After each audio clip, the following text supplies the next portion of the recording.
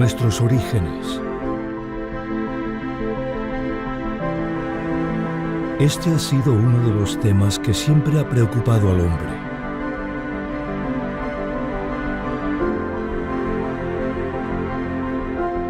Desde tiempos muy remotos hemos intentado comprender de dónde venimos, quiénes somos. Algunos han creído en un creador, en un propósito. Otros en la naturaleza, en el azar. Esta última es, hoy por hoy, la opción más aceptada y al mismo tiempo la menos comprendida. Pero, ¿es esta creación el efecto de una mera ventura? ¿El producto de un sinfín de casualidades? ¿O es más bien el fruto de un diseño deliberado? Para responder a esta pregunta, debemos viajar al mismo principio, al origen de la teoría de la evolución. La teoría de la evolución se atribuye a Darwin. La mayoría de las personas pensaban que antes de Darwin no había nada de evolución, solamente las enseñanzas de la Iglesia, y que fue Darwin el que dio un giro radical al pensamiento moderno. No es cierto, no es cierto. El concepto de evolución es tan antiguo como la historia más antigua escrita conocida. Allí donde llegamos encontramos este concepto. Por ejemplo, en Europa lo encontramos ya en la antigua Grecia, y uno de los primeros que abogan por un transformismo es Anaximandro. Ya Anaximandro postulaba que los seres humanos debíamos proceder de una especie parecida a los peces y de que la materia se iba organizando por sí sola a partir de este aporte de energía que iba dando el Sol, ¿no? Y lo que es bastante chocante porque hoy en día se piensa exactamente cosas muy similares. De hecho, en un documental, un evolucionista, P.Z. Myers, afirmaba muy rotundamente que los seres humanos en realidad no éramos más que peces, ¿no? Anaximandro, sin embargo, habría tomado estas ideas de su conciudadano y maestro Tales de Mileto, el cual, tomando de la mitología de la época, nombraría al agua como el arjé, o principio de todas las cosas. A lo que ha dado pie es a un mito, ¿no? El mito de que si hay agua puede aparecer la vida espontáneamente, ¿no? Y a mis niños en el colegio pues les dijeron, no, ya se ha encontrado agua en Marte y además vestigios de vida. Esto es absolutamente falso, rotundamente falso, ¿no?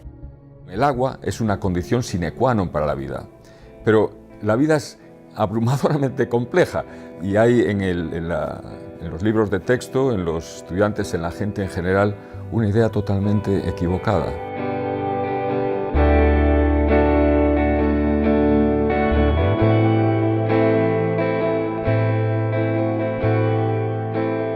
El próximo en tomar el relevo sería el vegetariano Empédocles, el cual proclamaba haber sido reencarnado un sinfín de veces, esta última, por fin, para renacer como un dios.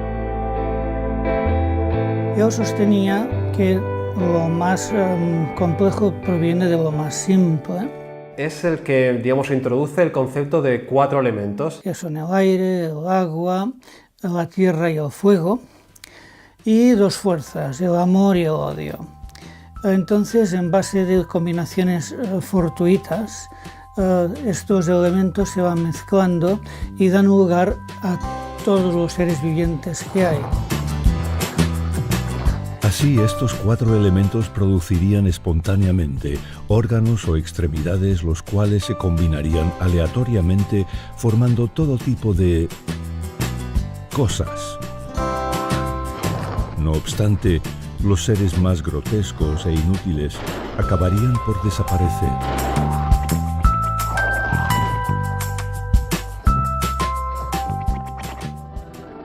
Mientras, los mejor adaptados perdurarían. Yo también creía que este proceso de complejificación constante dentro de cada ciclo luego volvía a una disolución y a un nuevo ciclo, o sea, en un eterno retorno. Todo esto desde una perspectiva realmente materialista.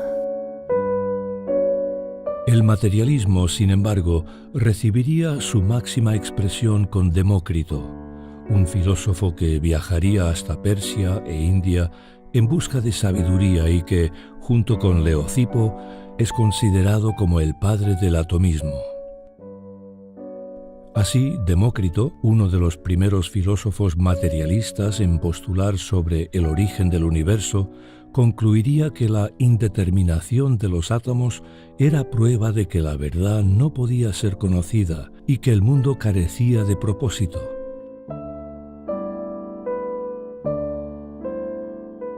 No obstante, Demócrito probablemente habría tomado estas ideas de la India, donde ya existían las escuelas atomistas y materialistas. Por otro lado, los hindúes, de una manera similar a las ideas postuladas por Empédocles, sostenían que el universo era cíclico y que estaba formado a partir de 4 o 5 elementos.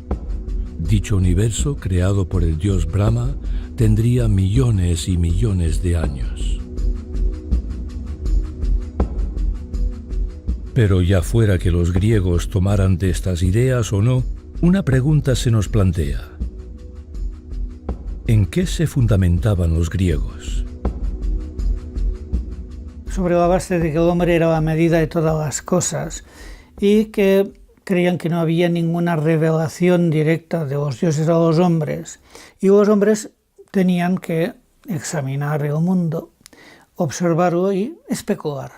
Y la especulación forma la base de la obra de los griegos. Tenemos que tener en cuenta que la ciencia en aquella época no es tal y como la consideramos ahora. No se basaba tanto en experimentos y en empiricismo, por lo tanto, estas discusiones se producían en lo que es el ámbito únicamente de las ideas.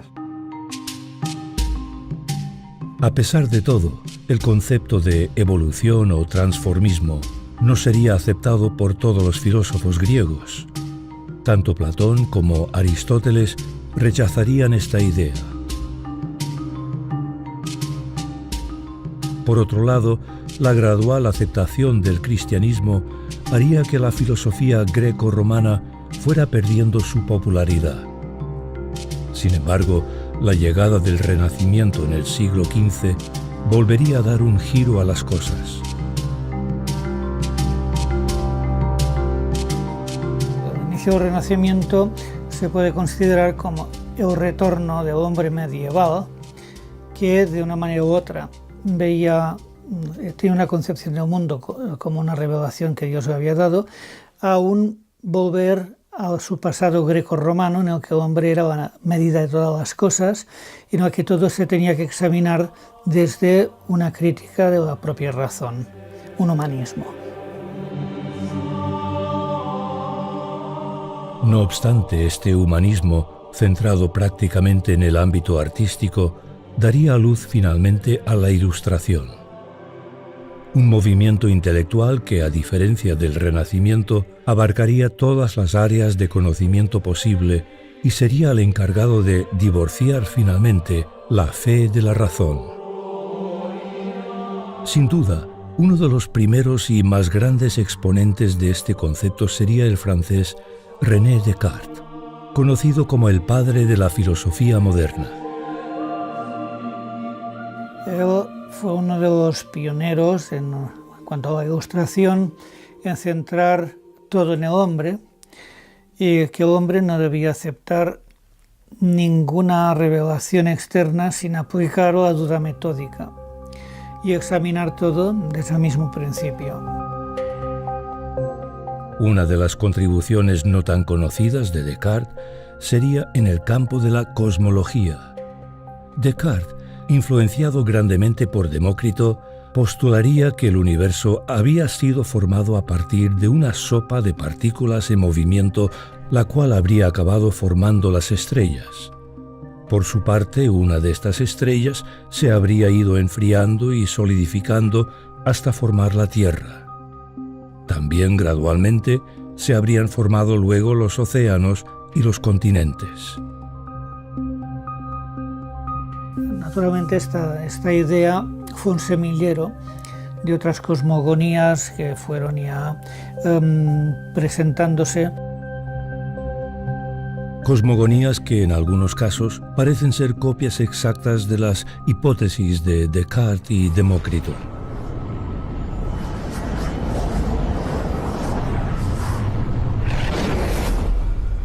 El joven planeta Tierra todavía era una resplandeciente bola de fuego. No había aún ninguna señal de nuestro planeta azul. Poco a poco nuestro candente planeta se enfrió. Aparecieron ríos, lagos y océanos. Pero, ¿son estas cosmogonías fiables? Tenemos que tener en cuenta que hay básicamente dos tipos de ciencia.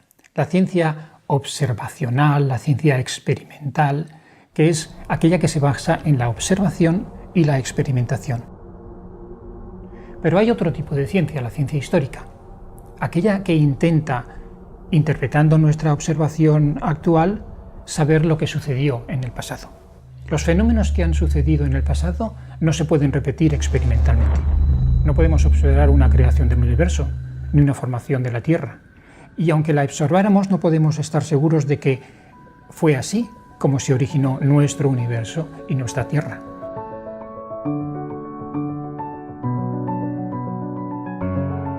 El hecho es que nunca se ha podido observar ni demostrar que un choque caótico de partículas pueda llegar a formar un sistema complejo, como es el caso de un planeta inerte, o mucho más difícil, la vida misma. No obstante, estas cosmogonías irían avanzando a paso firme en la Europa ilustrada. Además, algunos filósofos y naturalistas de Francia, Alemania e Inglaterra retomarían y desarrollarían las ideas transformistas de los antiguos griegos. Uno de estos sería el francés Benoît de Maillet, uno de los primeros ilustrados en hipotetizar sobre la evolución. A pesar de no creer en el diluvio universal, este naturalista francés postulaba que la Tierra había estado en un pasado remoto anegada por agua, y mediante la supuesta recesión gradual y lenta del mismo mar, llegaría a estimar que la Tierra tenía aproximadamente 2.400 millones de años. De esta forma, según Maillet, los primeros seres vivos habrían sido originados en el agua. Una vez expuestos al aire, estos habrían ido evolucionando y diversificando hasta obtener todas las especies de animales existentes.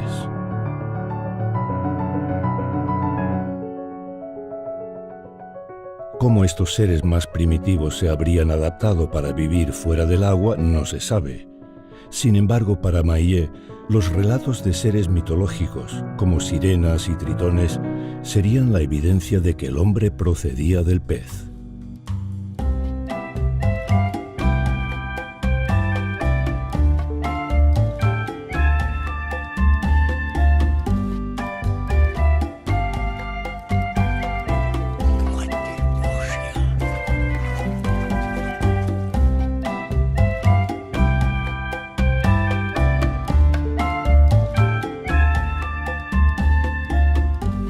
Otro de los ilustres en especular sobre el origen de la Tierra sería Georges-Louis Leclerc, también conocido como el Conde de Buffon. Este naturalista francés especularía sobre la aparición espontánea de los primeros seres vivos a partir de moléculas orgánicas. Sin embargo, a pesar de estas ideas materialistas, Buffon acabaría por descartar la evolución. Él advirtió que había cambio entre distintos lugares del mismo tipo de animales que variaban al estar en un sitio o en otro. Quizá de dos pares de felinos, un par grande y un par pequeño, salieron todos los gatos grandes, leones, tigres, panteras y todos los gatos pequeños, ¿no? Pues desde el gato montés hasta el gato doméstico, etc., ¿no?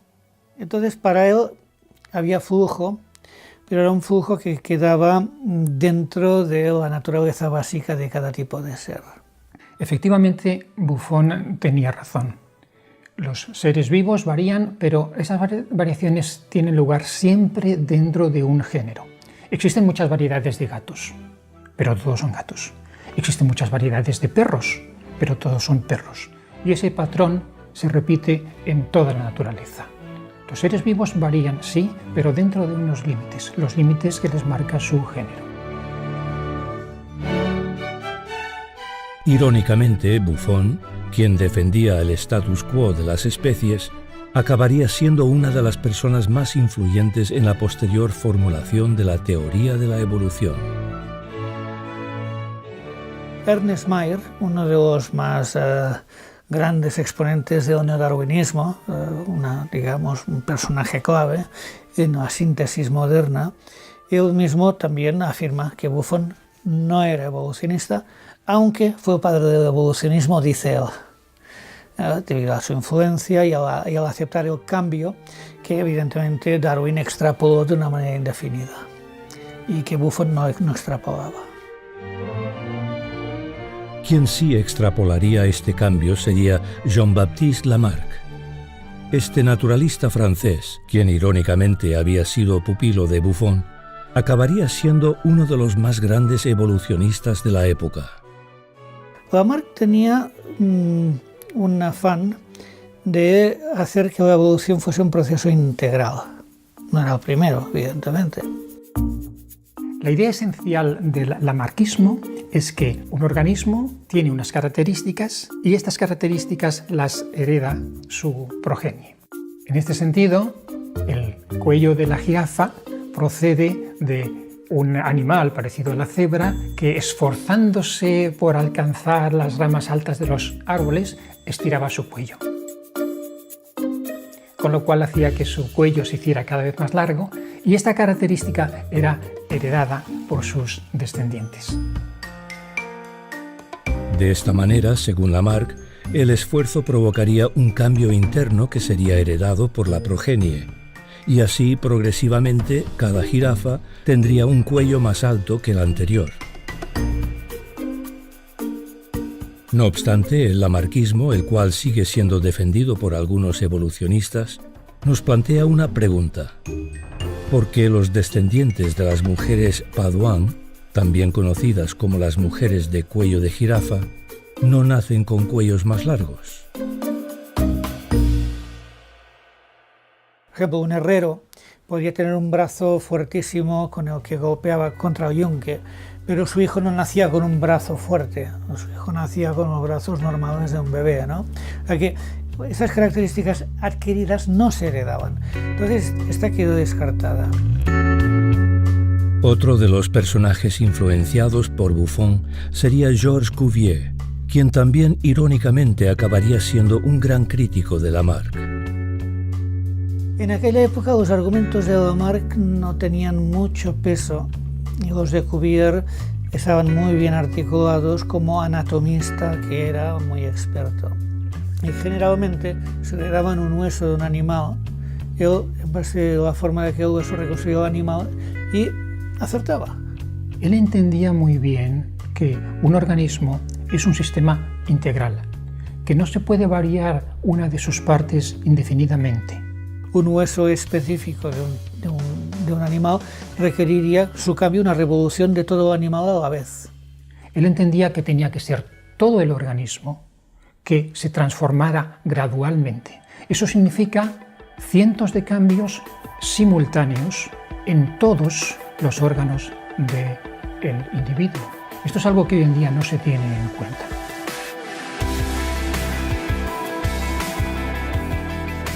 Por otro lado, Cuvier llegaría a ser uno de los máximos exponentes del catastrofismo. Según esta idea, el mundo habría pasado por varias revoluciones o catástrofes que habrían asolado la Tierra y llevado a la extinción a muchas especies. La última catástrofe habría acontecido hace unos 5.000 o 6.000 años, un evento que Cuvier evitaría relacionar con el diluvio universal. Siguiendo el pensamiento ilustrado de la época, este naturalista francés llegaría a hipotetizar en contra del relato bíblico que la Tierra tenía varios millones de años. De esta forma, Cuvier, quien había criticado fuertemente el evolucionismo, acabaría ejerciendo gran influencia sobre el mismo, en especial con un nuevo concepto que él mismo desarrollaría: la columna geológica.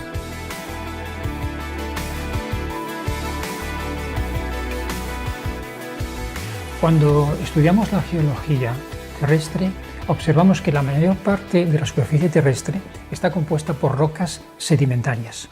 Se les llama sedimentarias porque cada una de estas capas procede de la sedimentación, es decir, de partículas, polvo o granos que fueron aportados por fenómenos naturales como el viento, el hielo, el agua, y se han depositado en forma de capas. La columna geológica es la creencia que estas capas de sedimentos que se producen a lo largo del tiempo, de alguna manera son un registro temporal de la historia de la Tierra. Así, cada capa se depositaría en una época determinada y contendría información sobre la fauna y flora de cada época. Según la teoría estratigráfica, capas de sedimentos que se encontraran a más profundidad serían más antiguos que las capas de sedimentos que se encuentran más cercanas a la superficie.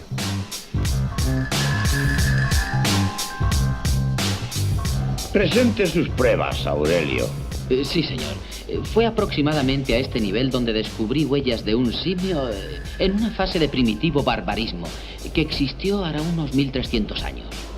Y fue a este otro nivel donde encontré herramientas para cortar y puntas de flecha de cuarzo y huesos fosilizados de gorilas carnívoros. Verá, señor, todas estas pruebas están aquí. De esta forma se llega a reconstruir una especie de historia geológica de la Tierra. Ciertos fósiles guía aparecen en unos lugares, después se extinguen y otros fósiles guía aparecen en otros lugares. La columna geológica de Cuvier sería pronto reinterpretada por Charles Lyell. Este abogado, convertido en geólogo y con una mente abierta a la evolución, daría su propia interpretación utilizando el concepto uniformitario de James Hutton. El uniformitarianismo es una suposición que dice que los procesos naturales que vemos hoy en acción siempre han estado en acción, al mismo ritmo que lo vemos hoy en día. Solo Lyell quiso reinterpretar todos los estratos de la Tierra en función de fenómenos muy lentos, muy pequeños, a muy pequeña escala, durante larguísimos lapsos de tiempo. De manera que un estrato de un determinado grosor tardaba muchísimo en depositarse en base de corrientes que iban arrastrando sedimentos muy poco a poco, en lugar de ser el resultado de grandes avenidas de agua que arrastraban grandes cantidades de sedimento y los depositaban en poco tiempo, como se había pensado hasta entonces, desde luego incluyendo Cuvier. El uniformitarianismo se opone al catastrofismo, el cual explica muchos fenómenos naturales en base a catástrofes o sucesos repentinos como la erupción de un volcán o la deposición sedimentaria rápida. De esta manera, Lyell iría construyendo su propia columna geológica y daría a ciertas capas edades de hasta 240 millones de años. Sin embargo, teniendo en cuenta que todavía no existían los métodos de datación absolutos, uno no puede más que preguntarse: ¿cómo pudo Lyell y sus correligionarios calcular tales edades?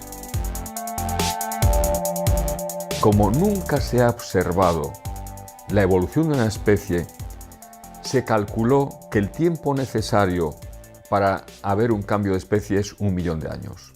Claro, esta cifra es absolutamente arbitraria. Y entonces se establece un razonamiento circular. Se ve en una roca que hay un fósil al que se le ha atribuido una edad. Entonces se dice, bueno, este fósil tiene estos años, 20 millones de años, Entonces, esta roca tiene 20 millones de años. Entonces, ¿cuántos años tiene este fósil? 20 millones. ¿Por qué? Porque está en esta roca. ¿Pero cómo sabe que esta roca tiene 20 millones de años? Porque tiene ahí el fósil guía. Y es un razonamiento circular. Además, la columna geológica presentaría serias incongruencias difíciles de explicar. Los fósiles no siempre se encontrarían en las capas correspondientes. No podemos decir, bueno, he encontrado este animal en este estrato que es de Eoceno, porque el Eoceno está arriba de todo. Bueno, ¿y cuando está debajo de todo? Cuando está debajo de todo, bueno, es que allí ha habido un fenómeno geológico de empuje lateral que ha desplazado ese estrato por encima de otro, porque ha habido también un movimiento vertical anterior. Bueno, ¿y cómo lo sabemos? Porque están fuera de orden.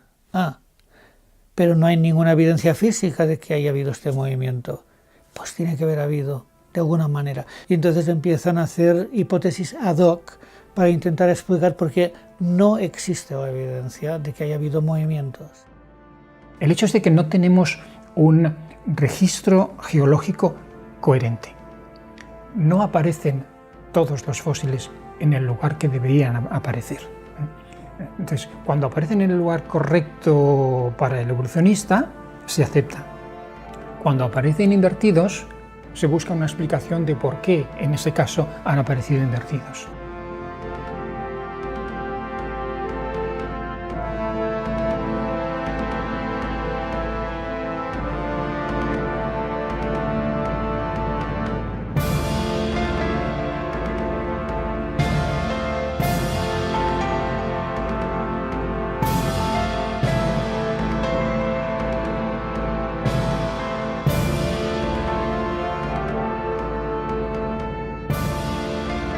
Una de las evidencias más claras que contradicen la interpretación evolucionista de los estratos son los fósiles poliestráticos. Eso significa fósiles que aparecen en distintos estratos al mismo tiempo. Por ejemplo, aparecen troncos de árboles en posición vertical que atraviesan varios estratos. ¿Qué nos dice este fósil? Nos dice que estos estratos no se formaron a lo largo de miles de millones de años, porque ningún tronco vegetal permanece en posición vertical durante miles de millones de años. Esto son cosas que realmente tienen que llevar a poner en cuestión la columna geológica, que es nada más que una construcción mental. El monte Santa Elena en Estados Unidos es uno de los mejores ejemplos de los efectos geológicos repentinos que han podido observarse en nuestros días. Todo empezaría con el despertar de este volcán en 1980. La erupción sería de tal magnitud que acabaría arrasando todo lo que encontraba a su paso en un radio de 600 kilómetros cuadrados. Por consiguiente, enormes e incalculables cantidades de desechos serían transportados con gran ímpetu, río abajo, sin nada que les detuviese. Además, la ceniza expulsada por el volcán llegaría a depositarse hasta en 11 estados diferentes. La erupción acabaría con la vida de 57 personas. Sin embargo, esta tragedia probaría ser algo útil.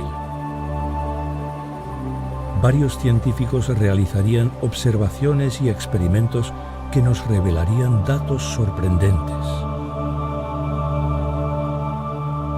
La explosión del monte Santa Elena en Washington en 1980 creó en una amplia zona una región compuesta por rocas sedimentarias en las cuales podemos observar los distintos estratos que se formaron muy rápidamente en una cuestión de horas o días.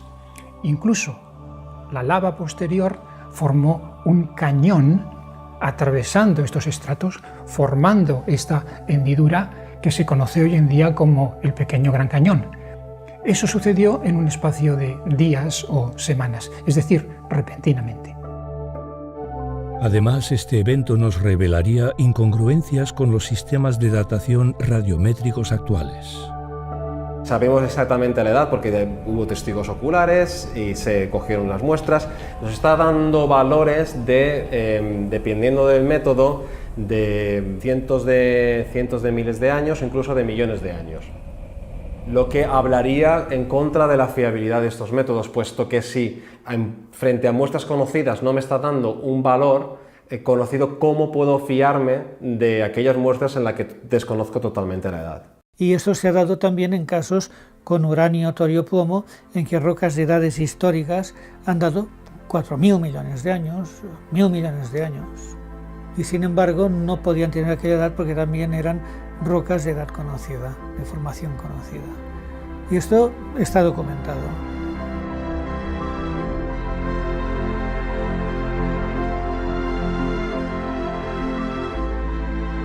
A pesar de todo, el uniformitarianismo de Lyell acabaría por imponerse sobre el catastrofismo de Cuvier, el cual iría poco a poco desapareciendo del mapa.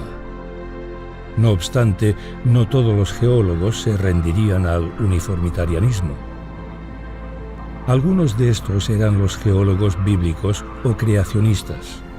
A diferencia de Cuvier, los geólogos bíblicos creían en una edad reciente de la Tierra y una sola gran catástrofe producida por el diluvio universal bíblico.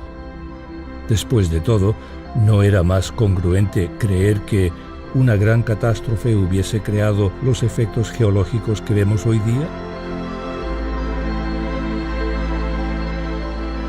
¿Y no era más creíble pensar que los fósiles marinos encontrados en las cimas de las montañas fueran el producto de este gran evento? No obstante, los argumentos en contra del transformismo no solo se basarían en la geología, sino también en las conclusiones expuestas por teólogos naturales como William Paley, quien en su libro Teología Natural expondría argumentos lógicos en contra del transformismo, y que, irónicamente, sería admirado por el mismo Charles Darwin. William Paley da unas razones contundentes desde la complejidad de los sistemas biológicos. Ya en aquel tiempo, en 1802, en su libro, muestra también una analogía entre si yo me encuentro un reloj, que hay un relojero que ha elaborado aquel reloj de manera deliberada y con propósito. Hoy en día el argumento de Paley ha sido renovado gracias al descubrimiento dentro de la célula de las máquinas proteínicas. Es decir, hemos encontrado verdaderas máquinas en el interior de la célula. Por lo tanto, el razonamiento de Paley se puede aplicar perfectamente hoy a las máquinas moleculares que hemos encontrado dentro de las células. Además, Paley criticaría los argumentos evolucionistas expuestos por el abuelo de Charles Darwin, Erasmus Darwin. Así, gracias a las ideas evolucionistas de Erasmus, el joven Darwin acabaría decantándose por la visión evolucionista de su abuelo. También Darwin había oído a Lamarck, cuyos argumentos no aceptaba, pero bueno, sí aceptaba el concepto general de evolucionismo.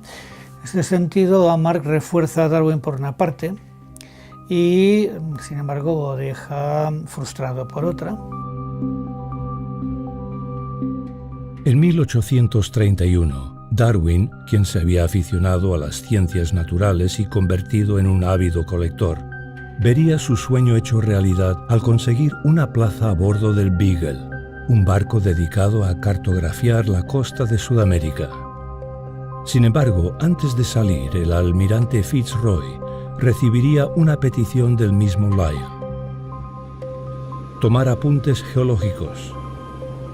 No teniendo a ningún experto, Fitzroy encargaría a un inexperimentado Darwin esta tarea. El almirante, quien no se había posicionado todavía sobre el evolucionismo, regalaría a Darwin el libro de Lyell, Principios de Geología, el cual leería ávidamente a bordo del Beagle. Quizá uno de los personajes que influenciara más a Darwin fue Lyell, con su teoría de las grandes edades de tiempo. Esto le da a Darwin la capacidad de elaborar una teoría en la que un proceso que no es visible en una escala de tiempo real es posible en una escala de tiempo de millones de años. Ahí, aunque no sale del marco buffoniano de variación dentro de los grandes tipos de vida, sí que él ya empieza a especular acerca de observaciones que realiza entre el continente sudamericano y islas del Pacífico, y él tomó el razonamiento de Lyell para la geología y lo aplicó a la biología. Y también antes o durante este tiempo ha leído un tratado de Malthus. Este clérigo y erudito británico sería de gran influencia sobre la economía política y la demografía de la época. En su libro Ensayo sobre el principio de la población, Malthus especularía sobre el peligro de un aumento de población descontrolado. Según este erudito, un incremento en el bienestar del pueblo siempre producirá un aumento de población.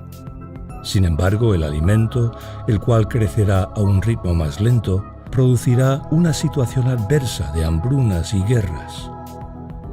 Así, pensaba Malthus, solo un control riguroso de la natalidad sería capaz de frenar la supuesta crisis.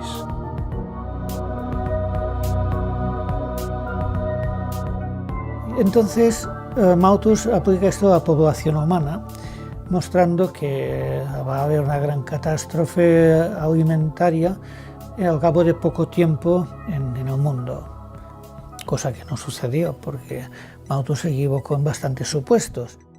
Entonces esto capturó también la imaginación de Darwin. Dijo, vale, ¿cuáles sobrevivirán? Los mejores o los más fuertes. Si esto lo repetimos en muchas generaciones, unos pequeños cambios también se irán acumulando poco a poco, como también el cambio geológico se acumula poco a poco. De esta forma, mientras Darwin regresaba a Gran Bretaña prácticamente convencido de la evolución, Fitzroy volvía convencido de lo contrario. El almirante ya no creía en la evolución. Fitzroy, quien había expuesto sus propias observaciones en la Real Sociedad Geográfica de Gran Bretaña, acabaría siendo un gran crítico de Darwin. Contrario a la imagen que parece promoverse, Darwin realmente es un hijo de su tiempo. El gran papel de Darwin fue vestir la mona filosófica con la seda de la ciencia. De modo que mucha gente que tenía objeciones científicas a la filosofía evolucionista sucumbió bajo la persuasiva prosa de Darwin. No obstante, gran parte de este éxito recaería en el concepto de selección natural, una idea que, a pesar de todo, ya se había descrito sin otorgarle un poder evolutivo. Prueba de esto era que la selección artificial, ejercida sobre animales domésticos, no había producido nunca una especie nueva. Darwin admitiría que esto había sido todo un misterio para él. Sin embargo, este naturalista inglés creería hallar la solución en la selección natural. La selección natural lo que nos dice es que un individuo mejor adaptado a su medio tendrá más esperanza de vida, tendrá más posibilidades de reproducirse y por tanto tendrá más descendencia y sus rasgos serán dominantes en una población. Solo aquellos que están adaptados al medio son los más fuertes y dejan descendientes. Si este proceso se continúa a lo largo de generaciones, al final, según Darwin, obtendremos una nueva especie de animal distinta de la original. De esta forma, según Darwin, la selección natural en la práctica es un proceso según el cual el más apto llegará a sobrevivir y dejar descendencia. Y en la teórica, cambios graduales y limitados llegarán a producir nuevas especies. Esto, sin embargo, nos presenta varios problemas. En primer lugar, Darwin nunca llegaría a definir qué hace a una especie estar mejor adaptada que otra, excepto que una sobrevive y la otra no. En segundo lugar, ¿de qué manera crea un proceso ciego como la selección natural nuevas especies? Lo que no explica la teoría de Darwin es de dónde surge esa diversidad, cuál es el motor, cómo se explica la aparición de estos nuevos rasgos. Es una paradoja que el libro de Darwin se denomina el origen de las especies, cuando en realidad en el libro no se explica el origen de ninguna especie. Lo único que expone Darwin es un mecanismo real que produce un resultado hipotético. No se ha observado en ningún lugar que la selección natural cree nuevos órganos. Sin embargo, él especuló que los nuevos órganos aparecían en base a la selección natural. Ya Darwin había descartado el mecanismo lamarckista en sus primeras ediciones de la herencia de los caracteres adquiridos. En realidad, en su sexta edición lo aceptó otra vez, volvió al redil lamarckista, porque él mismo confesó que la selección natural como tal no tenía suficiente capacidad para generar novedades, ni al azar.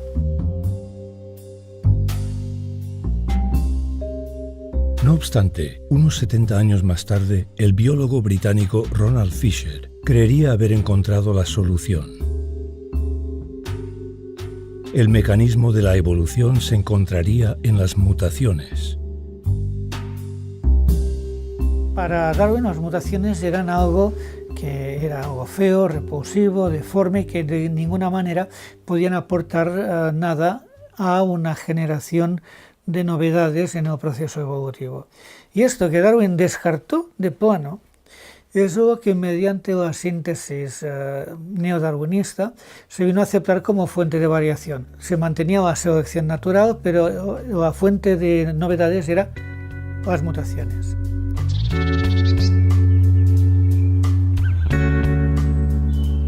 De esta forma, los mismos pinzones de Darwin, los cuales habría dado como evidencia de evolución, acabarían siendo, según el nuevo postulado, el resultado de las mutaciones. ¿Puede, sin embargo, la nueva síntesis moderna o neodarwinismo explicar la evolución mediante las mutaciones? Una mutación es esencialmente un error de copia. Por lo tanto, la mutación no produce nunca nueva información genética. Al contrario, la destruye. La pretensión de que los cambios entre especies se han generado por mutaciones al azar, o sea, no mutaciones dirigidas, y selección natural, pues es algo que no solo no ha podido mostrarse, sino que todas las evidencias hablan en contra.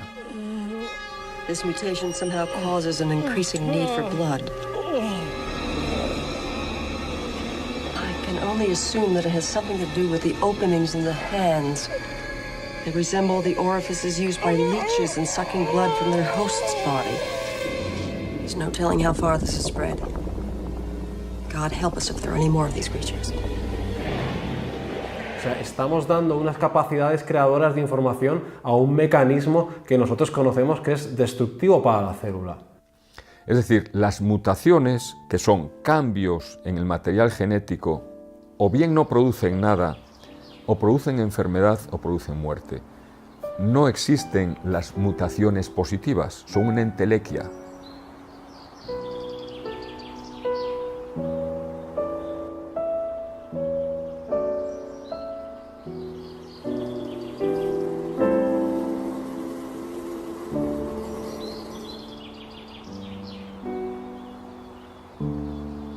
Existen algunos casos en los cuales un individuo puede adquirir información genética de otro.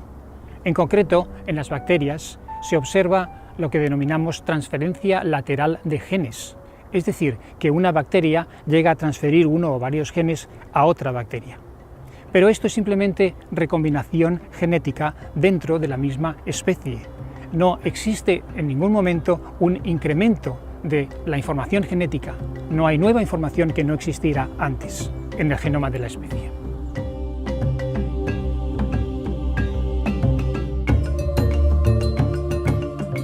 Así, a pesar de que algunas mutaciones puedan conferir ciertos beneficios a la supervivencia de una bacteria o un animal, en ningún caso producirán tales mutaciones un aumento de información y complejidad. Este problema se agrava aún más cuando consideramos la epigenética, una nueva área de estudio que está poniendo en entredicho la suposición de las mutaciones como mecanismo evolutivo. En la epigenética se puede constatar que así como, digamos, el código del ADN, hay una herencia que básicamente es inamovible, que esa herencia genética puede ser activada o desactivada, sus códigos pueden ser disparados o refrenados por un código que hay encima, un código también de especie química, con lo que quedan expuestos a ser expresados o a no ser expresados.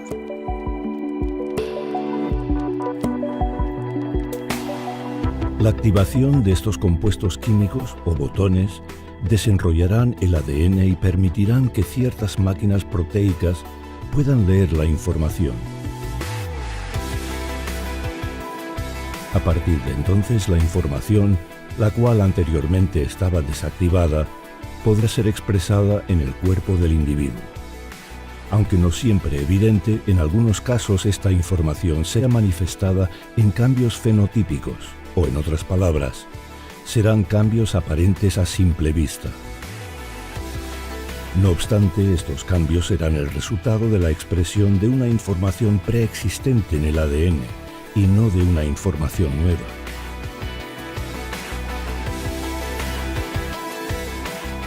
Lo que hay es una plasticidad preprogramada. O sea, la transmutación es lo que la biología presenta una barrera ante la transmutación. Pero también en biología vemos que hay una gran plasticidad de muchos organismos para adaptarse a distintos ambientes, a distintas necesidades.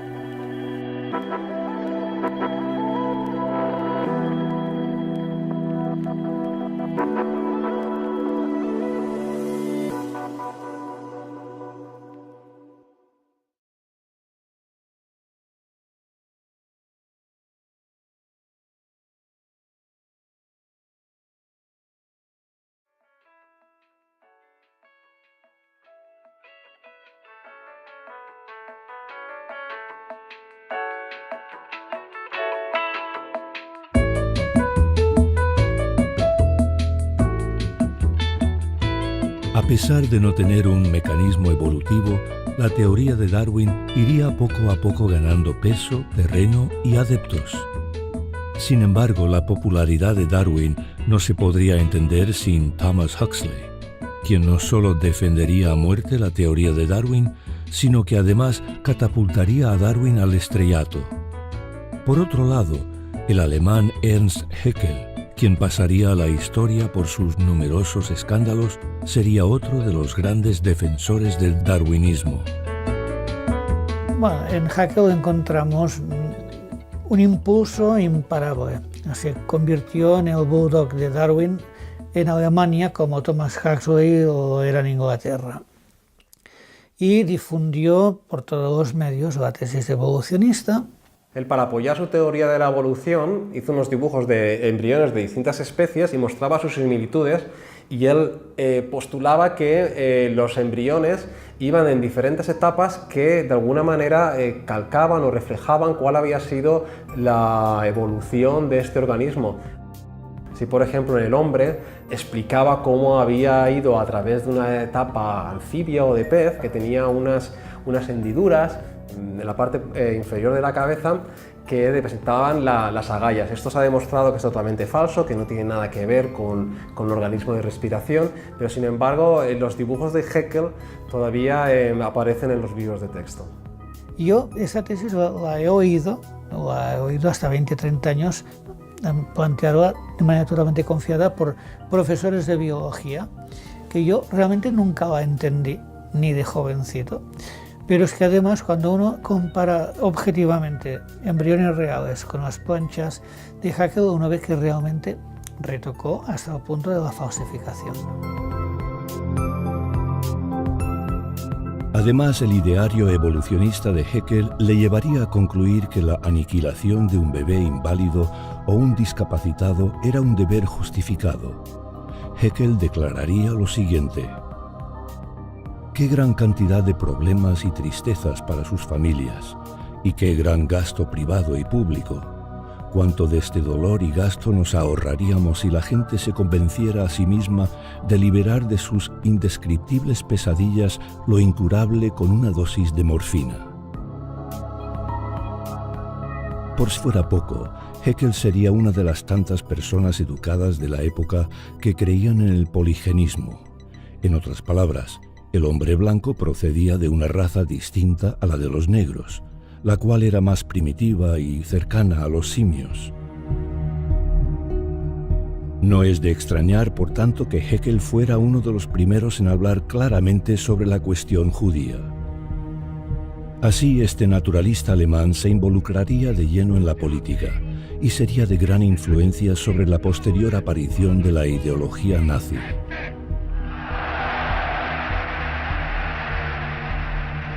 Otro de los grandes logros de Haeckel sería con el eslabón perdido, el cual, según él, no se encontraría en África, como creía Darwin, sino en Asia. Haeckel, convencido de su hipótesis, mandaría dibujar el tan ansiado lazo entre el mono y el hombre, el Pithecanthropus alalus, que significa el hombre simio sin voz.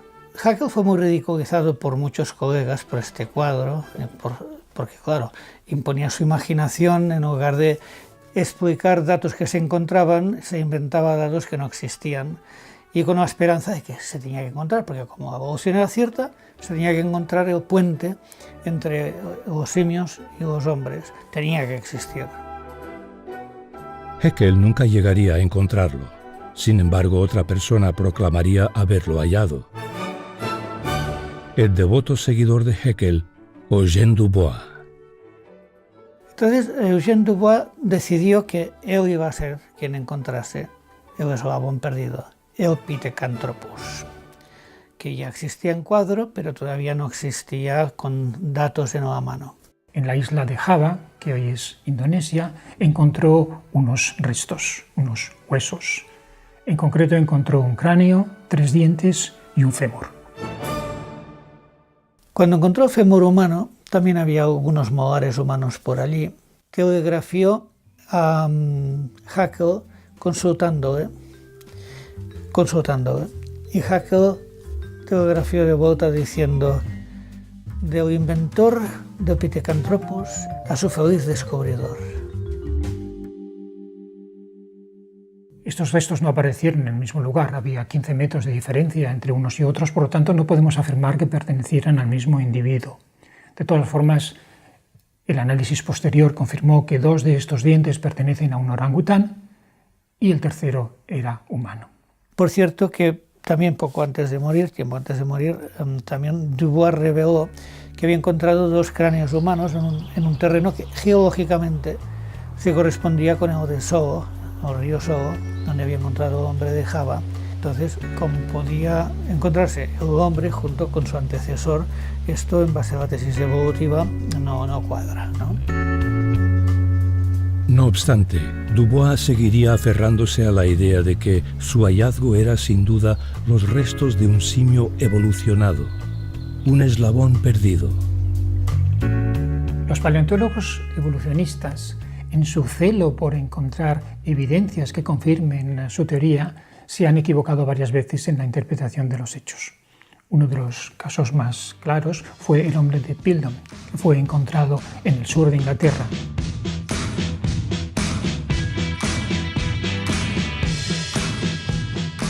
Estos restos de cráneo, encontrados por Charles Dawson, serían avalados por gran número de científicos. Por su parte, la prensa internacional haría gran eco de esos restos tan preciados.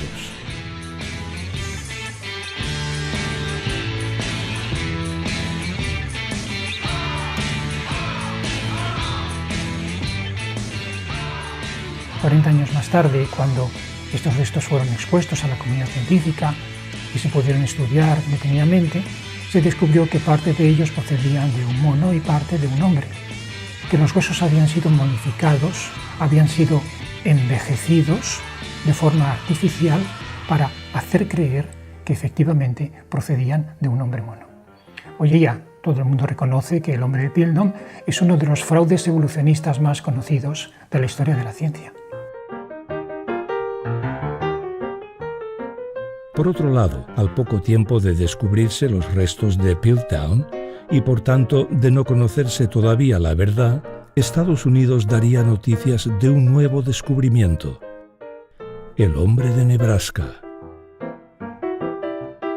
Lo que destaca mucho es en la prensa de aquel día, en cómo se publicitó este descubrimiento con unos dibujos de este hombre andando en posición simiesca, con la fauna atrás, ¿no? Donde su mujer estaba en un río, digamos, haciendo sus labores. Digamos, todo este lujo de detalles con el que se ilustraba este descubrimiento partía a partir de un solo diente que se había encontrado. Y aquel descubrimiento fue avalado por el profesor Henry Fairfield Osborn, que era a la sazón director del Museo Field de Historia Natural.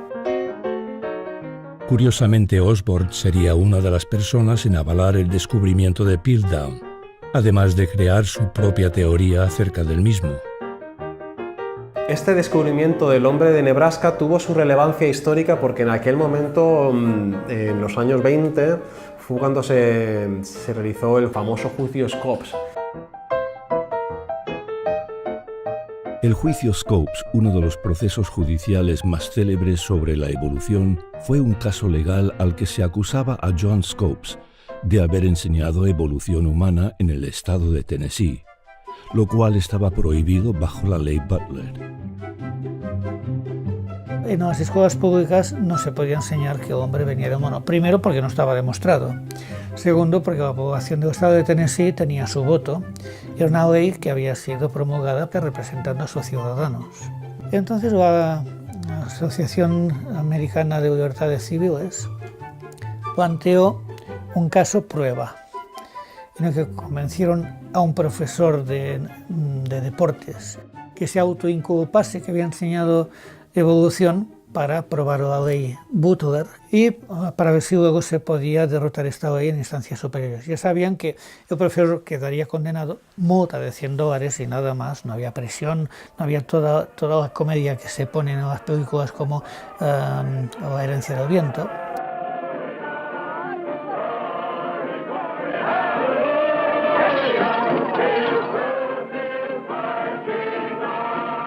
Es curioso porque, digamos, una de las partes, la parte que tomaba la posición evolucionista, se mofaba de la otra parte, que era un hombre que además era originario de Nebraska y que le hacía toda serie de burlas porque habían encontrado este diente que era un hombre de Nebraska igual que él, ¿no?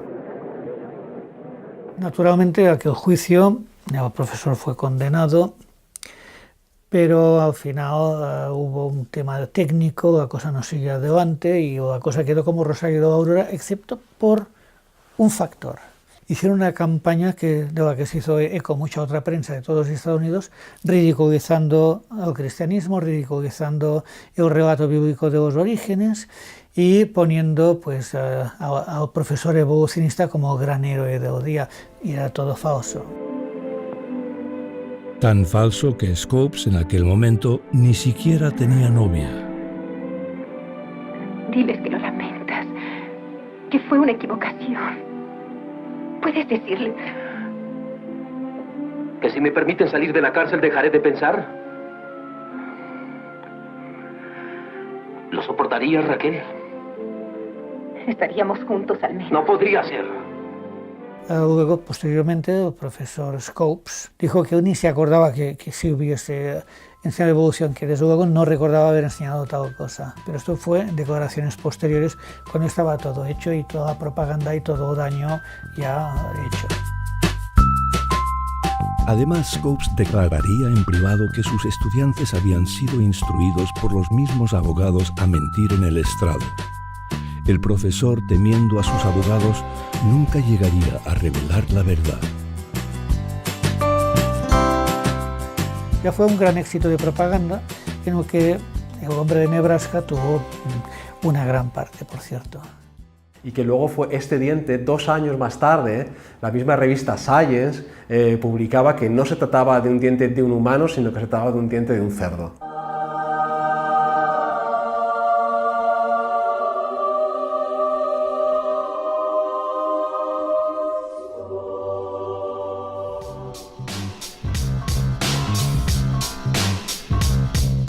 A pesar del fracaso del hombre de Java y Nebraska, los paleontólogos no perderían los ánimos. Desde entonces se encontrarían varios supuestos eslabones perdidos. Sin embargo, ninguno sería tan convincente como el encontrado en 1974 por Donald Johanson, en Etiopía. Un fósil llamado Lucy. Escucha, el otro día estaba en un museo y ¿sabes qué me contaron? ¿Qué? Que la primera mujer sobre la Tierra se llamó Lucy.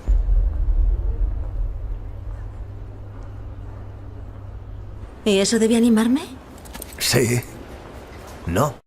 Bueno, Lucy es otra propuesta de eslabón perdido, que también tiene muchas similitudes con el fenómeno del hombre de Nebraska. Es decir, el fósil que se encontró no tenía pies, sin embargo los modelos que se presentan en los museos, los pies son perfectamente humanos, tampoco tenía restos de manos, sino que las manos son perfectamente humanas, y son todas estas características que le da este aire humano. Hay alguna foto en la que Lucy se representa con cara incluso pensativa, ¿no? Y con los ojos también con el blanco de los ojos, que es una característica humana, para dar esta imagen de verosimilitud, que sin embargo no tiene una base científica real, ¿no? Johanson admitiría que el cráneo de Lucy, tan pequeño como el de un chimpancé, no podía ser evidencia de evolución, por lo que concluiría que la prueba se encontraba en su bipedismo. En otras palabras, Lucy empezó a caminar de manera erguida antes de desarrollar su cerebro. Así, Johanson postularía que la evidencia se encontraba en su cadera. Una anécdota bastante característica, bastante ilustrativa sobre el tema de Lucy es el tema de su cadera. Su cadera no tiene una forma que pueda permitir a la especie de caminar de manera erguida. Por lo tanto, bueno, lo que se imaginó, lo que se postuló es que posiblemente esa cadera durante el proceso de fosilización pues se hubiera aplanado, se hubiera deformado. Según el anatomista Owen Lovejoy, estos pedazos de cadera, al cabo de millones de años bajo fosilización, habrían acabado formando una pelvis con una forma diferente a la original, la cual habría estado, supuestamente, adaptada para el bipedismo. Lovejoy decidió que podría restaurar la pelvis a su forma original. No quería alterar el original, así que hizo una copia con yeso. Cortó las piezas dañadas y las juntó otra vez en la forma que se encontraban antes de la muerte de Lucy. Era un trabajo delicado, pero después de sacar los obstáculos de la pelvis, todo encajaba a la perfección, como un puzzle tridimensional. Digamos que si los datos experimentales, si no te gustan, pues tampoco debes dejar que te arruinen una buena teoría. A pesar del ingenioso plan de Lovejoy, los antropólogos Hausler y Schmidt concluirían que la reconstrucción de esta pelvis tan fragmentada era demasiado complicada para obtener algún resultado fiable. Además, estos mismos antropólogos cuestionarían su femininidad. Ahora Lucy era un macho y su nombre Lucifer. Por otro lado, estudios realizados por los antropólogos Stern y Sussman concluirían que la anatomía de Lucy estaba adaptada para vivir en los árboles. Es sencillamente un tipo anteriormente desconocido de criatura antropoidea y no se puede decir rigurosamente nada más.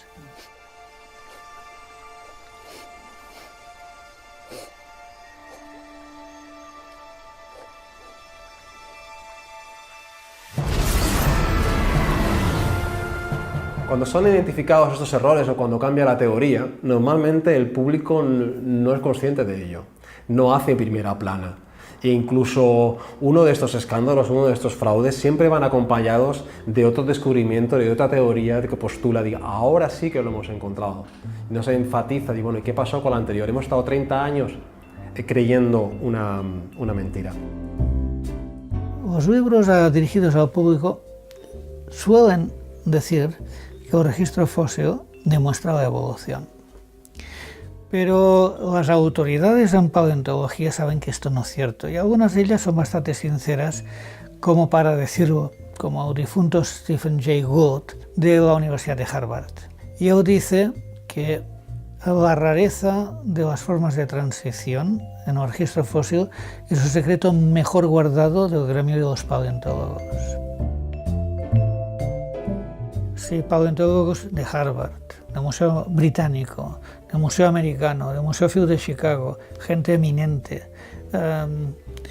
realmente especializados en este tema, dicen no. No existe en realidad ninguno de esos fósiles transicionales.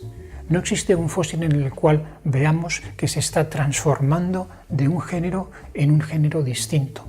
No vemos una aparición gradual de nuevos órganos que no existieran ya en el género original. En resumen, no tenemos ningún fósil transicional.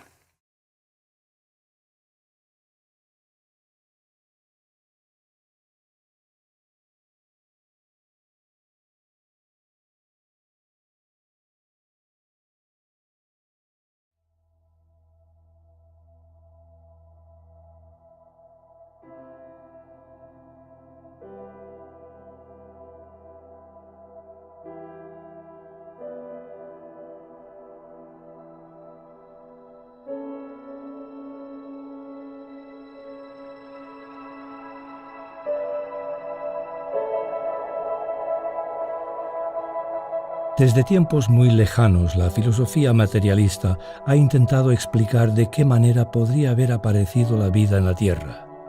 Sin embargo, el horizonte de este gran paradigma parece borrarse en la distancia, y a veces, como si fuera un espejismo, aparece de nuevo llamando a aquellos deseosos de beber el agua de aquel antiguo charco. Este espejismo, tan distante y difícil de imaginarse, se conoce hoy día como abiogénesis.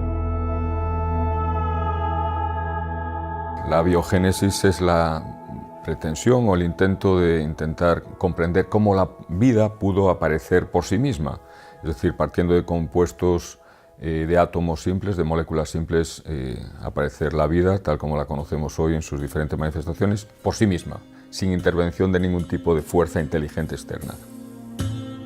Para comprender mejor de dónde surge esta idea, debemos retroceder en la historia y situarnos en tiempos de Aristóteles, quien, entre otras muchas cosas, popularizaría la hipótesis de la generación espontánea.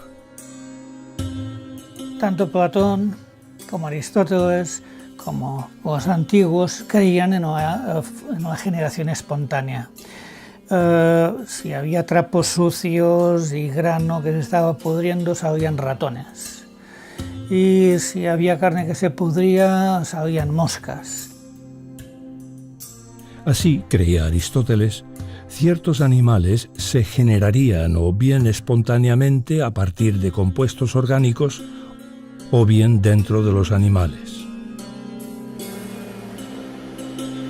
Este concepto, aceptado por gran parte de la población, perduraría hasta bien entrado el siglo XX. Era una creencia popular que alguno podía discutir, pero los primeros que realmente lo sometieron a ensayo fueron Redi, Spallanzani y finalmente Pasteur, sí, que hizo posible comer sardinas de nata, entre otras cosas. Así, Pasteur probaría finalmente que los microbios no se generaban espontáneamente en los compuestos orgánicos, más bien eran transportados por el aire hasta este. No obstante, tanto Haeckel como Darwin no estarían dispuestos a abandonar tan rápido la generación espontánea. Darwin creía que la generación espontánea podría haber sido posible en un pasado muy remoto, en condiciones muy diferentes. Esta misma idea la retomaría el ruso Alexander Oparin a principios del siglo XX, quien especularía que una Tierra primigenia, pobre en oxígeno, podría haber facilitado la generación espontánea de partículas elementales para la vida.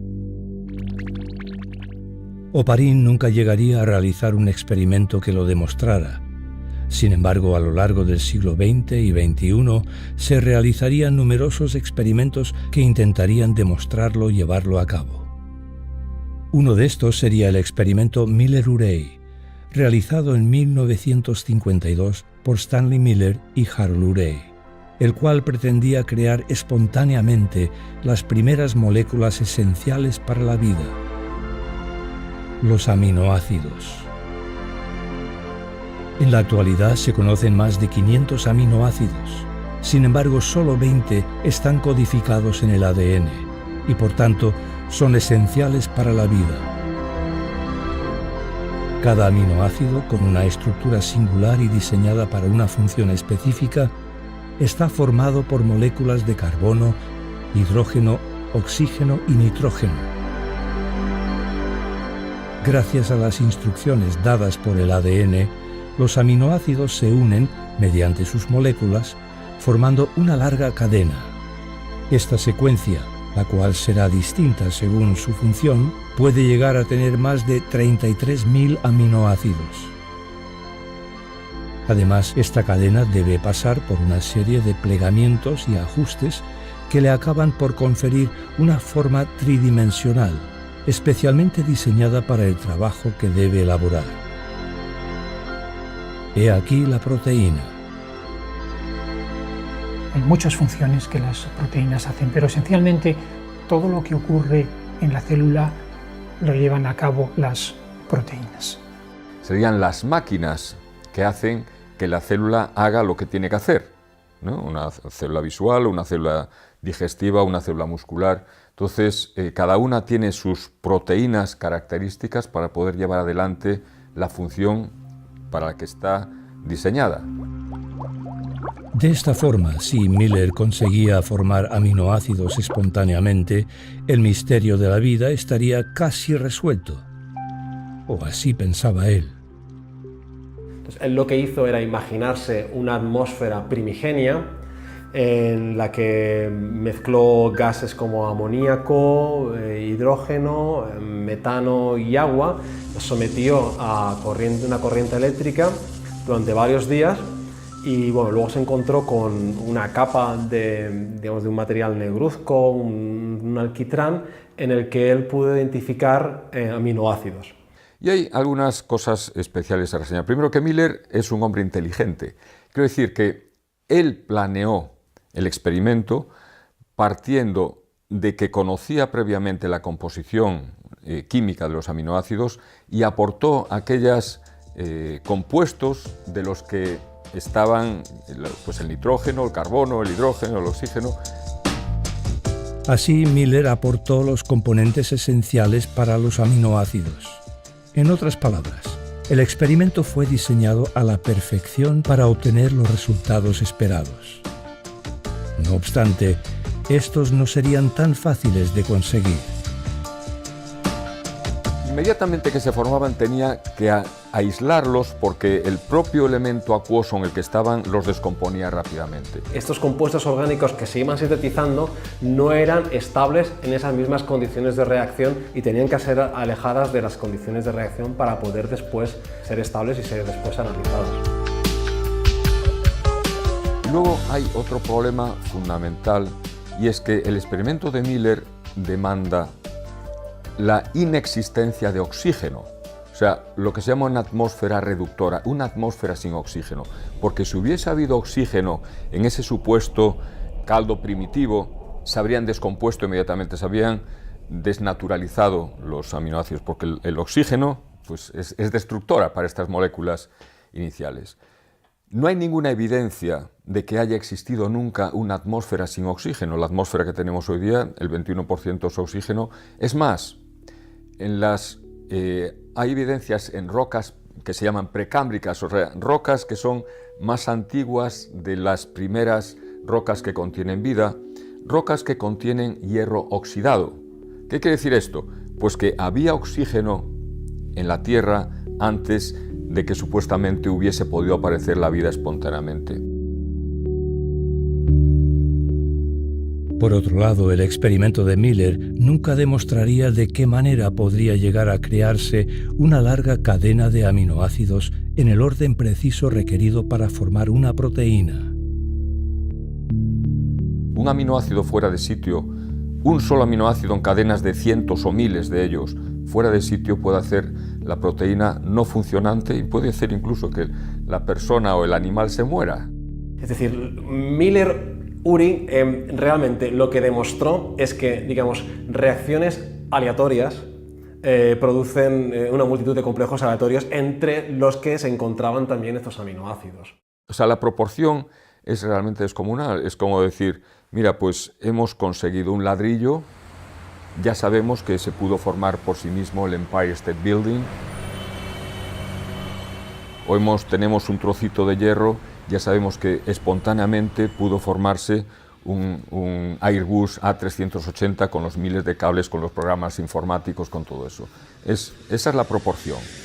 El pretender que de la formación de un aminoácido ya se puede concluir que la vida pudo formarse por sí misma es una fantasía.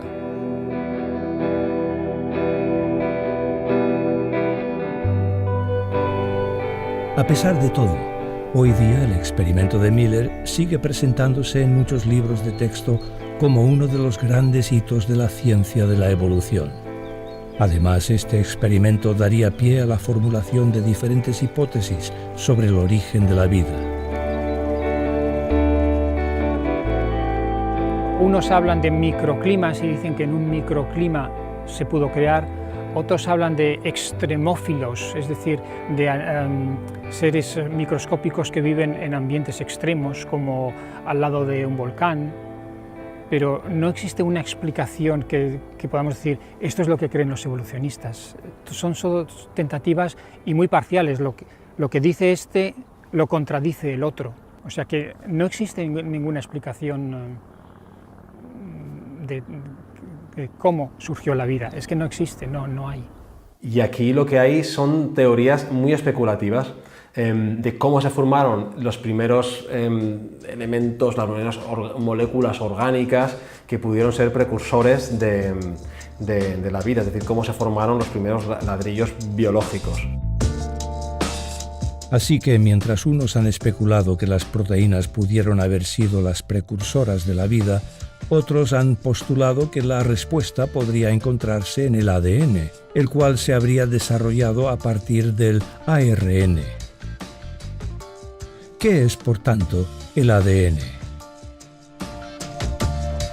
Todos tenemos en el núcleo de cada una de nuestras células un libro de instrucciones, que es el ADN.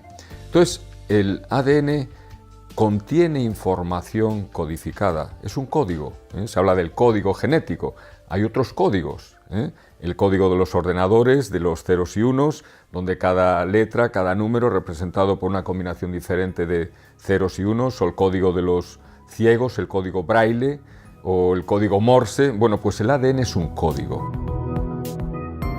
En efecto, un código químico de la más alta sofisticación, formado por una larga cadena de nucleótidos. Cada nucleótido está compuesto por una base nitrogenada, un grupo fosfato y la desoxirribosa. Las bases nitrogenadas o nucleobases son adenina, citosina, timina y guanina, o ACTG. Estas 4 letras son las piedras angulares del ADN y determinan en gran parte la información del código genético. Pero la información no reside en los elementos químicos del ADN, sino en el orden de aparición de estos elementos químicos. Exactamente como en un idioma moderno el orden de las letras determina el significado de una palabra. Si cambiamos el orden o secuencia en la que las letras aparecen, obtenemos una palabra con un significado distinto. Es decir, la información reside en la secuencia y no en los caracteres. Esto nos muestra que la información genética procede de una mente inteligente, porque solamente una mente inteligente es capaz de expresar información y codificarla en una secuencia de caracteres. Este compuesto, cada una de las letras, no se forma espontáneamente en la naturaleza, y menos se ordenan por sí mismas. O sea que espontáneamente, aunque uno pusiese los nucleótidos todos juntos ahí, no formarían frases que pudiesen ser interpretadas y que pudiesen formar las proteínas correctas. Es como si uno va un día a la playa, ¿no?, y se encuentra la marea baja y dice allí: Manolito ama a Juanita. Bueno, primero no piensa que ese orden de letras lo organizó la marea subiendo y bajando o el viento, ¿no?, sino que alguien escribió eso, porque es comprensible, se puede entender lo que dice. Pues, ¿cómo se va a pensar que 3.000 millones de letras con frases perfectamente estructuradas van a aparecer por casualidad, sabiendo además que físico-químicamente no se enlazan de forma espontánea? Lo difícil de explicar o lo fascinante es el concepto de información dentro del ADN, porque información requiere de un código, de un lenguaje y de una comunicación, y estos son atributos que siempre están relacionados con una inteligencia. Lo difícil es cómo un proceso natural totalmente caótico es capaz de crear una información con sentido y con un propósito. Una información que se encuentra almacenada en cada uno del incalculable número de células que forman nuestro cuerpo. En concreto, en una estructura llamada núcleo, que es, por así decirlo, la caja fuerte de la célula. Es en esta caja donde reside el ADN, el cual se encuentra enrollado en paquetes individuales conocidos como cromosomas. De esta forma, cada célula contiene una copia exacta de los 23 pares de cromosomas que forman el genoma humano. En otras palabras, cada célula contiene toda la información necesaria para el funcionamiento de nuestro cuerpo. En el ser humano, por ejemplo, hay 3.000 millones, unos 3.000 millones de letras. 3.000 millones de letras. Es el equivalente a la información contenida en una biblioteca con 1.200 libros del grosor del Quijote, más o menos, ¿no? O sea, es una cantidad de información disparatada. Para ayudar a minimizar el espacio, esta gran cantidad de información es enrollada alrededor de unas proteínas llamadas histonas. A su vez, cada histona está formada por 8 proteínas. Pero, ¿cómo se forman estas proteínas? Y todas las proteínas necesarias para nuestro cuerpo. Todo empieza en los genes, unas secuencias del ADN que contienen, entre otras cosas, la información para crear cada tipo de proteína. En el proceso de transcripción, la enzima, o máquina proteica, llamada ARN polimerasa, se engancha al principio de un gen. La enzima divide el ADN y empieza el proceso en el cual las bases nucleicas que se encuentran en el núcleo de la célula se adhieren a las letras correspondientes del ADN. Se crea así una larga cadena de ARN, el llamado ARN mensajero. Sin embargo, antes de que pueda usarse como plantilla para la producción de proteínas, esta debe pasar por un proceso en el cual se sacan y se añaden secciones de ARN. A partir de ahora, será el ARN que lleve la información fuera del núcleo.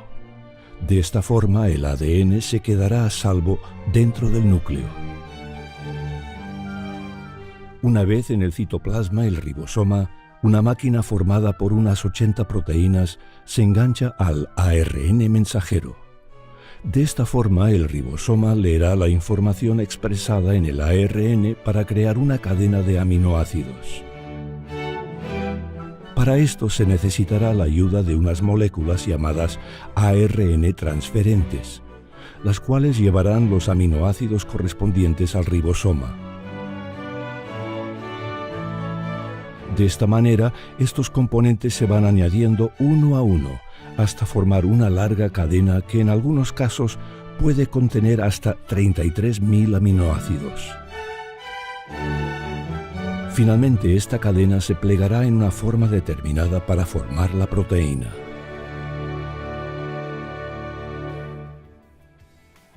Para que un ser vivo pueda reproducirse, necesita información genética y proteínas. Por lo tanto, el origen de la vida es el problema de explicar cómo surgieron la información genética y las proteínas que, manipulando la información genética, crean al nuevo individuo. El problema es complejo porque para que existan proteínas debe de existir ADN, pero para que exista ADN deben de existir proteínas. Estamos ante una pescadilla que se muerde la cola.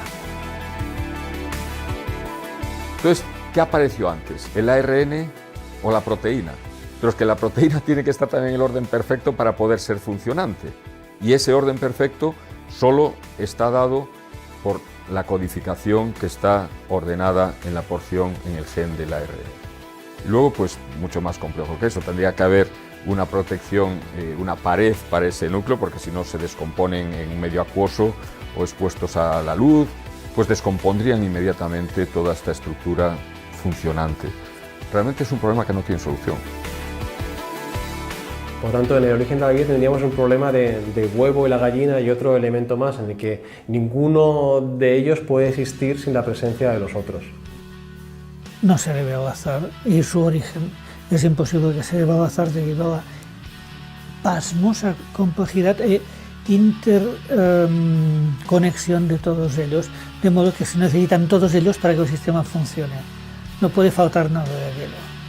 A medida que hemos descubierto más y más del metabolismo celular, hemos observado que la célula, lejos de ser una entidad simple, es en realidad una fábrica compleja. Lo que antes se pensaba que era algo muy simple, hoy con los avances en biología y bioquímica, la célula se ha convertido realmente en una galaxia de complejidad y de sistemas.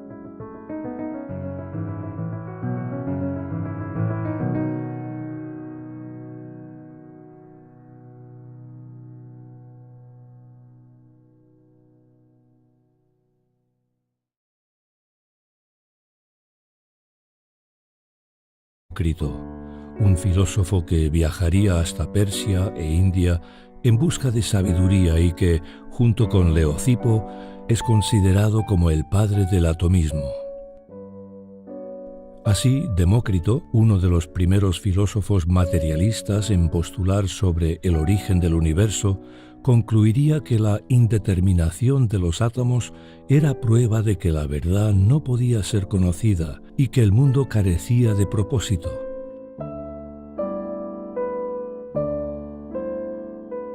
No obstante, Demócrito probablemente habría tomado estas ideas de la India, donde ya existían las escuelas atomistas y materialistas.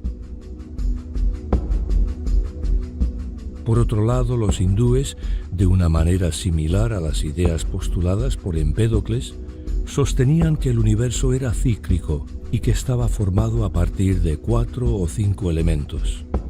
Dicho universo, creado por el dios Brahma, tendría millones y millones de años. Pero ya fuera que los griegos tomaran de estas ideas o no, una pregunta se nos plantea. ¿En qué se fundamentaban los griegos? Sobre la base de que el hombre era la medida de todas las cosas y que creían que no había ninguna revelación directa de los dioses a los hombres. Y los hombres tenían que examinar el mundo, observarlo y especular. Y la especulación forma la base de la obra de los griegos. Tenemos que tener en cuenta que la ciencia en aquella época no es...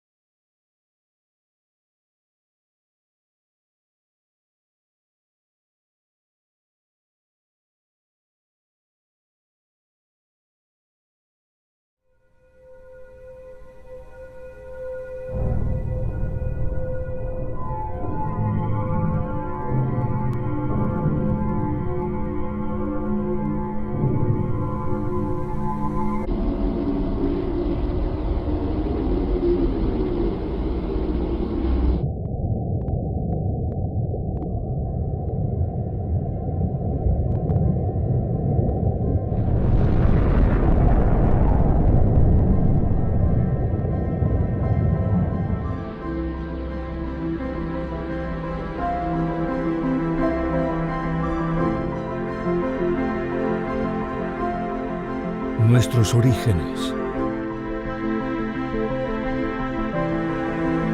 Este ha sido uno de los temas que siempre ha preocupado al hombre.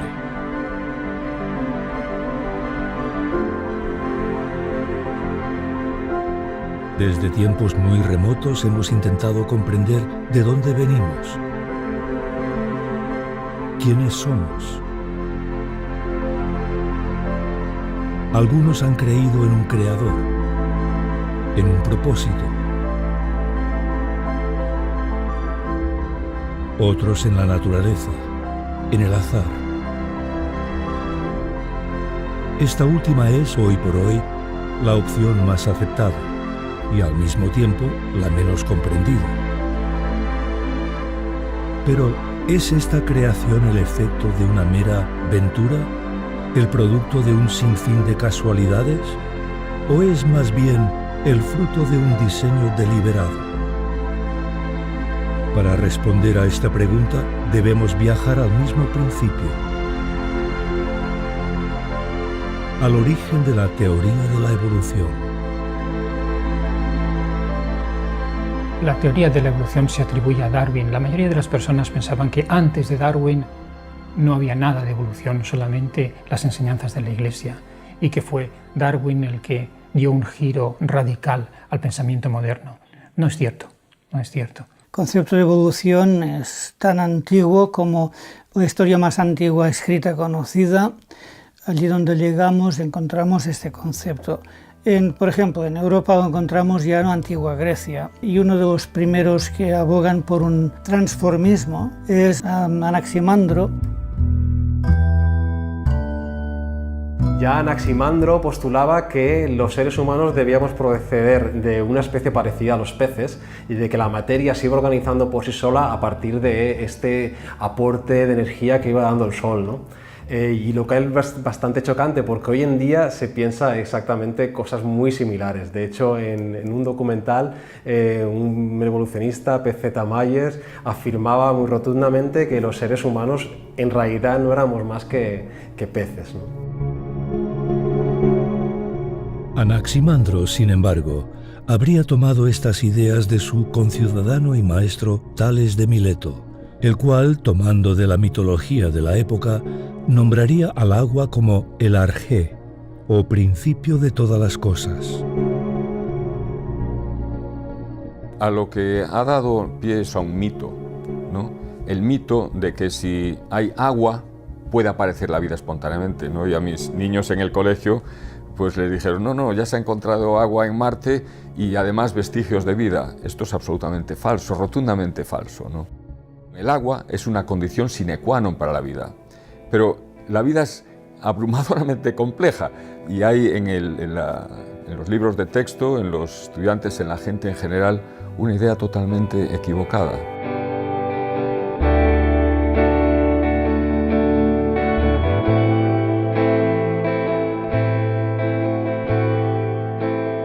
El próximo en tomar el relevo sería el vegetariano Empédocles, el cual proclamaba haber sido reencarnado un sinfín de veces, esta última, por fin, para renacer como un dios. Yo sostenía que lo más complejo proviene de lo más simple. Es el que, digamos, introduce el concepto de 4 elementos. Que son el aire, el agua, la tierra y el fuego. Y 2 fuerzas, el amor y el odio. Entonces, en base de combinaciones fortuitas, estos elementos se van mezclando y dan lugar a todos los seres vivientes que hay. Así, estos 4 elementos producirían espontáneamente órganos o extremidades, los cuales se combinarían aleatoriamente formando todo tipo de cosas. No obstante, los seres más grotescos e inútiles acabarían por desaparecer.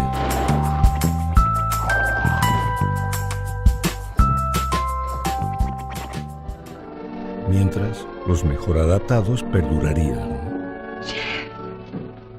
Yo también creía que este proceso de complejificación constante dentro de cada ciclo luego volvía a una disolución y a un nuevo ciclo, o sea, en un eterno retorno.